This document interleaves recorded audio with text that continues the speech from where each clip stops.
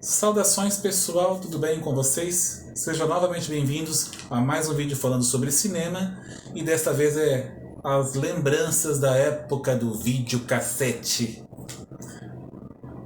Foi um grande destaque e um boom nas décadas de 1980 e 1990. Foi assim a popularidade do videocassete. O que era o videocassete? Um aparelho que registrava imagens em fitas magnéticas e ficavam armazenados em caixas para proteção. Época maravilhosa. Assim como alugar fitas, depois DVDs, na sexta-feira para devolver só segunda. O primeiro aparelho de videocassete foi um U-Matic da Sony em 1971, que foi um grande sucesso. Videocassete tem uma sigla chamada VCR, Video Cassette Recorder, que significa gravador de videocassete. No mesmo ano de 1971, dois engenheiros da JVC desenvolveram um aparelho que registrava imagens assim para sistemas de vídeo caseiro. Yuma Shiraishi e Shizuo Takano é que desenvolveram esse famoso sistema. O que acabou resultando no VHS no dia 9 de setembro de 1976. VHS significa Video Home System. A tradução é sistema de vídeo caseiro ou fita cassete. O primeiro filme a chegar nesse formato foi The Young Teacher, de 1972, da Coreia do Sul. E o videocassete chegou então nos Estados Unidos em 1977 e no Brasil em 1982 através da Sharp. A primeira videolocadora de VHS no mundo aconteceu em Los Angeles, Estados Unidos. Los Angeles, Califórnia, Estados Unidos.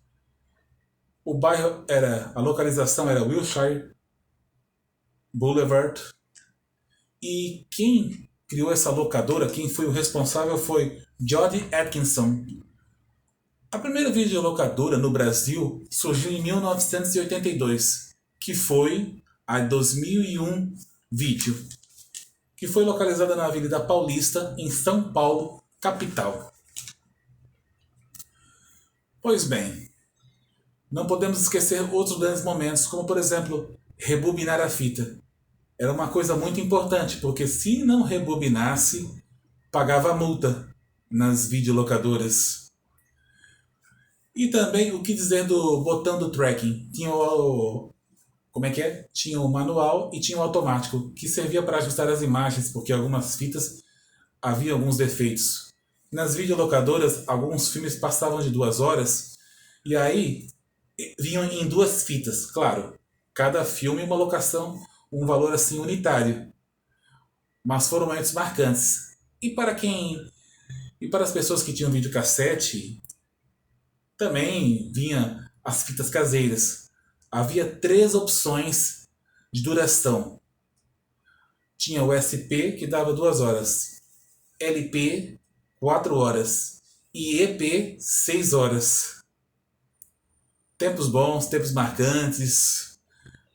Também não dá para esquecer as revistas que informavam sobre os lançamentos de filmes em VHS e outros programas, é claro. Algo assim muito marcante da época, como também foram importantes assim ter as fitas para gravar não somente filmes, mas outras coisas assim em relação ao audiovisual. E outra coisa, aí então o que aconteceu? Foi uma febre aí, deu muito o que falar. Em 1996 chegou o DVD. No Brasil chegou em 1998. Aí então já começou um pouquinho incômodo. Foi no início uma parceria, mas aos poucos foi a substituição. Só para terem uma ideia, em 2003 as locações de DVD superaram as do VHS. Assim, claro, as vendas também, a mesma coisa. E aí então, pouco a pouco foi perdendo seu espaço o VHS. O último filme lançado em VHS foi Marcas da Violência, em 2006. O filme é de 2005 dos Estados Unidos. Aí então, em 2008, a JVC parou com a fabricação de VHS. E em 2016, a Funai Electric parou com a produção de novos gravadores de vídeos. E falando em VHS, eu cheguei a fazer um documentário chamado Vídeo Hoje Sempre, que está disponível no meu canal do YouTube. Para facilitar a busca, é só ir lá na playlist do meu canal e procurar filmes do John Cine. Vídeo Hoje Sempre é uma homenagem. E em relação ao VHS, teve momentos na vida que eu cheguei a colecionar. A maioria dos casos assim foram fitas caseiras. No começo não era coleção, mas teve uma época bem curta da minha vida que eu colecionei fitas em VHS originais de filmes e também fitas compradas que eu gravava na televisão, canal aberto e por assinatura. Olha, outra coisa importante para ressaltar é que nas locadoras tinha um rebobinador de fitas, para não ter que colocar no videocassete só para rebobinar. E outra coisa importante, assim, que vale destacar, é que algumas fitas ficavam sujas, claro. Aí, algumas videolocadoras dispunham, ou até a pessoa tinha em casa, um limpador de fitas para não se incomodar. Ou também, outra coisa importante, sujava o cabeçote, era só botar um líquido lá, não sei o nome do líquido, mas botava e limpava os cabeçotes. Algumas vezes a fita travava e tinha que abrir o videocassete ou ia numa assistência técnica para poder resolver o problema. Outra coisa importante em relação à videolocadora é que tinha as prateleiras dos filmes, de cada gênero. Mas o que alguns talvez não se lembrem, bom, quem não é da época não vai saber, né? Não vai se lembrar. É que tinha uma prateleira dedicada apenas a filmes dublados.